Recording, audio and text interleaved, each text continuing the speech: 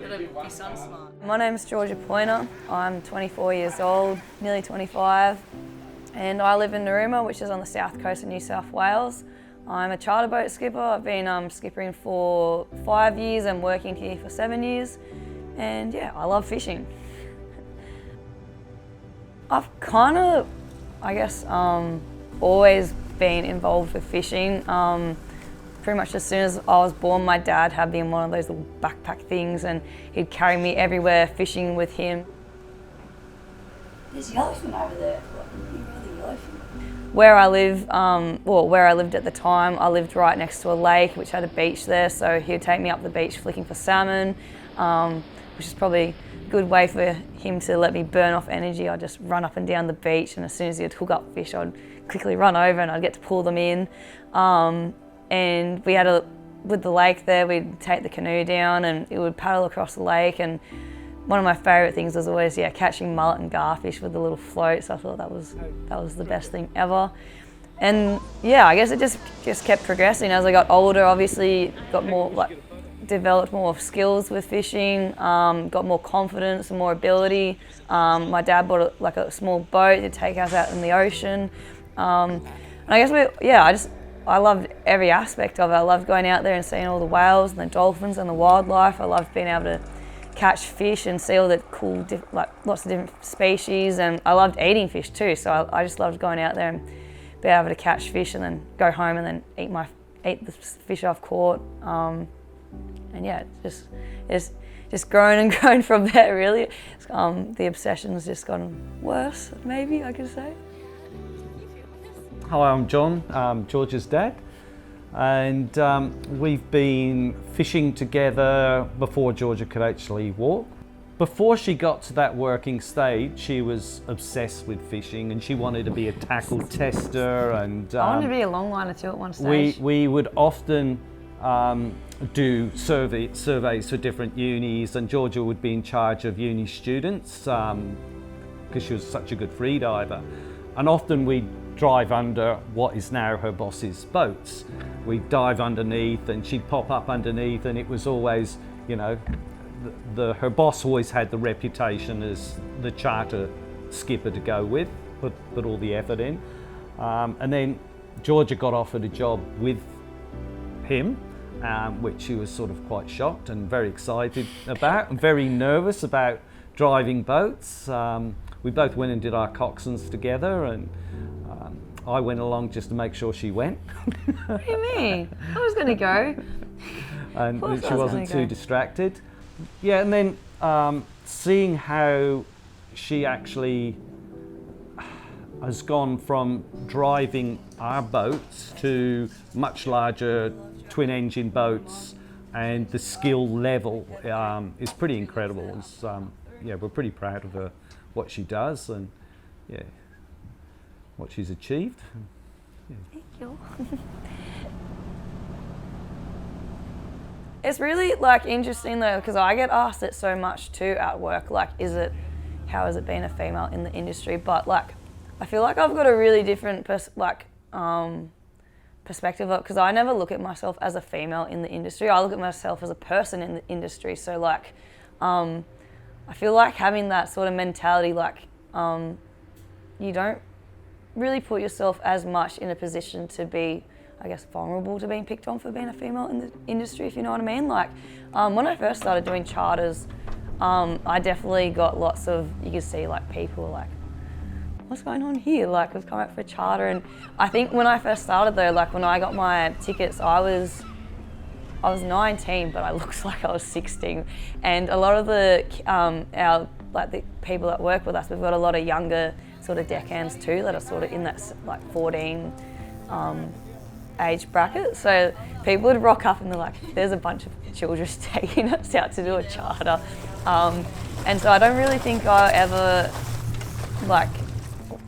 and maybe a little bit of the fact that I was female, but it was kind of more so that there's we were two very young people, young people taking people out. But so many people, I do remember very distinctly having taken out one person, a gentleman, and yeah, he was wigging out a little bit about the fact that we were taking him out. And at the end of the day, he shook my hand and just thanked me so much. He's like, man, like I was, a bit like, didn't know what to think when I first rocked up, but you like proved me wrong and did like a better job than what any dude I've ever gone out with has sort of done before. So I've been doing it for so long now though that like, to me it's just going to work. Like it's not like I'm going to work and I'm a girl going to work. Like I'm going to work and this is what I do. I love fishing and I feel like I'm pretty confident in myself. Like I've been, like I said, I've been working here for 7 years now.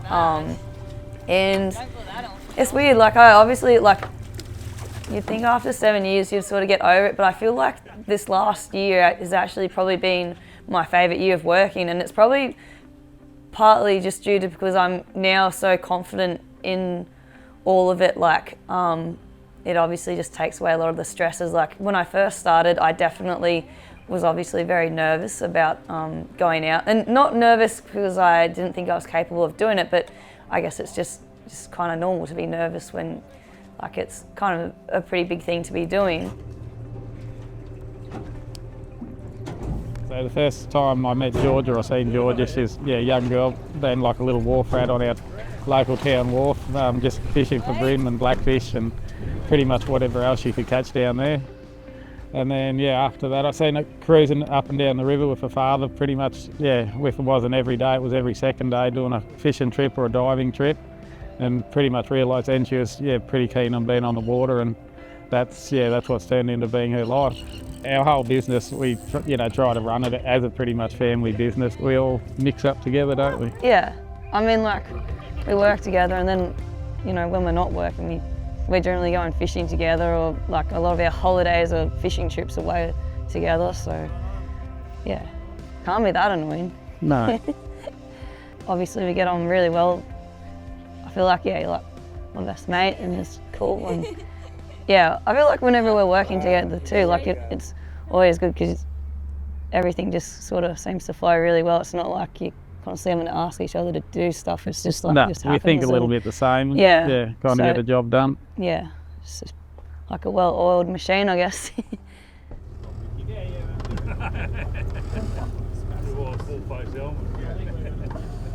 I guess going to uni and stuff and going and doing marine biology, there was just so much of it that wasn't, it was just going to be like inside doing sort of office work too. Like the actual percentage of your time spent out in the field was so minimal, and I just loved being outdoors and hands-on. So I sort of, by the time I got to the end of year 12, I was a bit over school, and I didn't really, like I was still open to the idea, but I didn't really know exactly what I was going to do. I actually at one stage thought about doing a trade just because I love being so hands-on and outdoors, and I just hate being inside. And then I finished in 2018, and I would have probably just been fishing along the jetties because I used to be the biggest ramp rat. I couldn't go past the jetty without going for a fish. And my boss Ben, he was probably there. I'd always just go over and ask how to go fishing and stuff and say g'day. And then he was like, when are you going to come work for me? I was like, oh, okay. And then so I started working for him. And at the time, actually, when I first started, I was just doing a lot of the snorkeling and island tours. I wasn't actually doing so much of the fishing charters. And then I started working for him, and I was really enjoying it. It was going well. I was super keen. Like whenever he'd ask me to do work, I'd never knock it back. And then he's like, oh, when are you gonna start driving for me? I was like, oh, okay. So it was really as simple as that. He literally just asked me to come work for him, and I was like, okay. And then I started working for him, and then like, you're gonna do your tickets? And I was like, oh, okay, I'll do my tickets. And I started working for him. And this will be my 7th year now of doing charters, and I've been skippering for 5 of those. And as I sort of mentioned before, this is, it's actually been my most enjoyable year. Like people are always like, oh, you're gonna go do something else, and I love it. I still love doing it after 7 years, and I still plan on doing it for many more. I bet my boss hopes I do it for many more.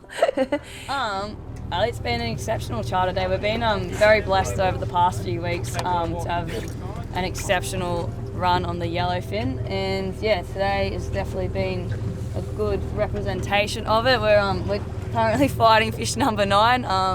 3 were on the troll and the rest have all been off the top, which is especially cool because, yeah, it's pretty hard to beat top water action. And yeah, hopefully they did go a little bit quieter for a while there, but they just seem to be coming back up again. So hopefully we should be in for a pretty good arvo and yeah, tick off a few more, hopefully. I have a very love-hate relationship with trout. I used to hate trout mainly because I got anger management issues when I couldn't catch them. I would get really frustrated. Slowly over time, I'm low-key starting to actually really like trout fishing, and a year or two ago I lashed out, bought myself a pair of Sims waders. They obviously cost a small fortune, and I was with my boss. We go up with work like normally once a year to do the spawn run, and we were fishing Yukon Bean, and there was this big little muddy creek, and my boss is like, "Oh, you'll be fine, just walk through it." He will deny this. He told me to walk through it. I walked through it, and I got stuck like up to my way. It's like I just really sunk down into it. Why would you walk through there? He told me to. Do you realise it is quicksand? It's not Quick's mud? mud. Please told me. I couldn't get out. I was stuck in mud for 45 minutes.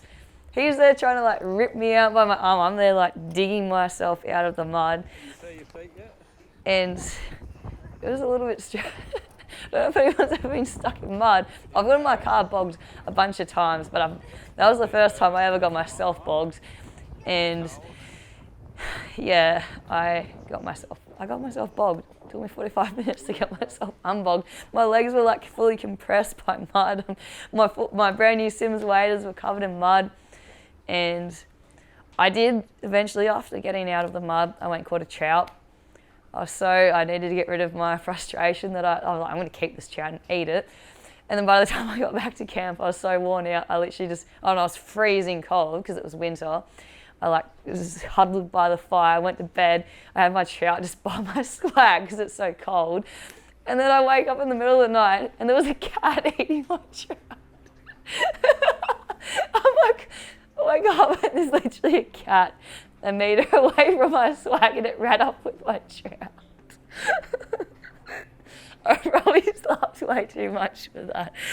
It was pretty funny. So I took this photo.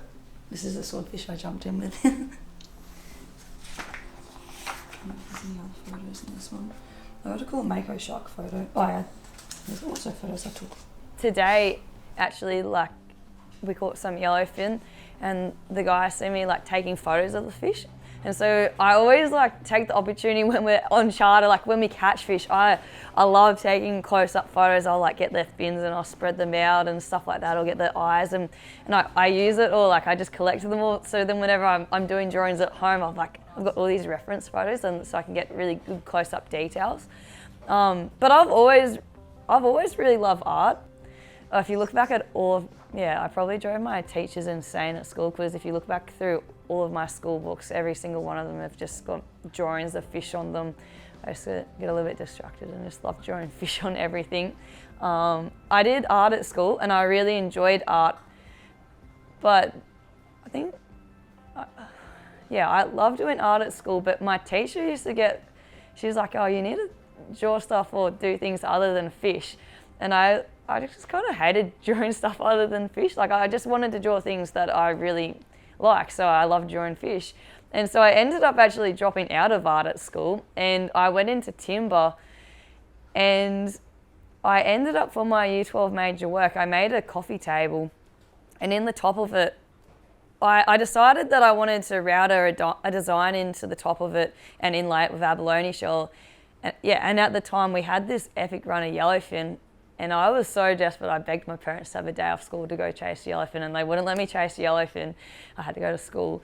So I ended up, I was like, rightio. So next minute, I'm routering a yellowfin into the top of my Year 12 major work, and it looks pretty sick, if I do say it myself. But so yeah, I loved art at school, but they didn't like me drawing fish, so I did timber, and then I routed a yellowfin into the top of my coffee table.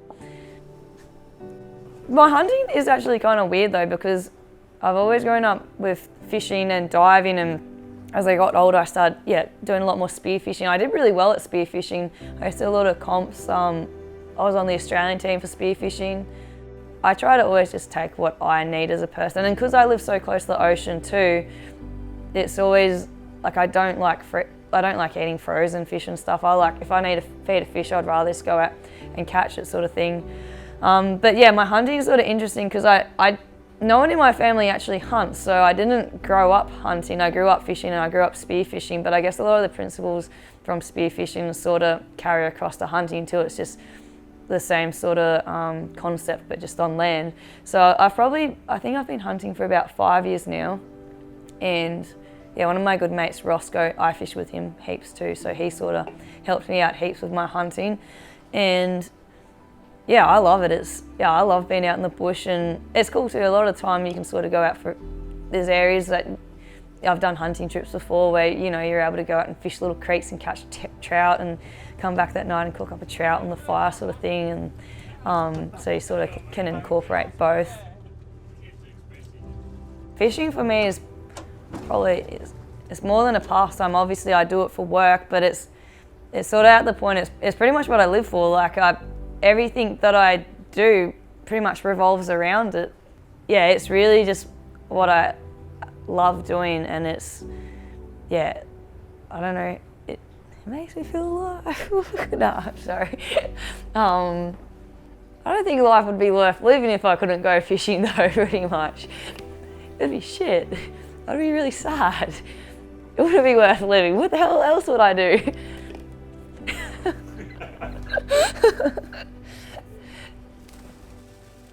Everyone told me actually when I first started doing charters, they're like, you should never make your passion your work because you'll end up hating it. They always told me I'd end up hating fishing because I'm doing it so often, and yeah, they wouldn't be more wrong.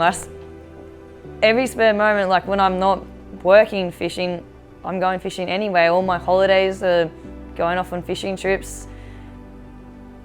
I still love fishing, despite going fishing for work. I don't do the same sorts of fishing. Like sometimes I'll do similar, but yeah, I definitely mix it up. But yeah, everyone always told me I'd hate fishing once I started fishing for work, but I don't. They were wrong.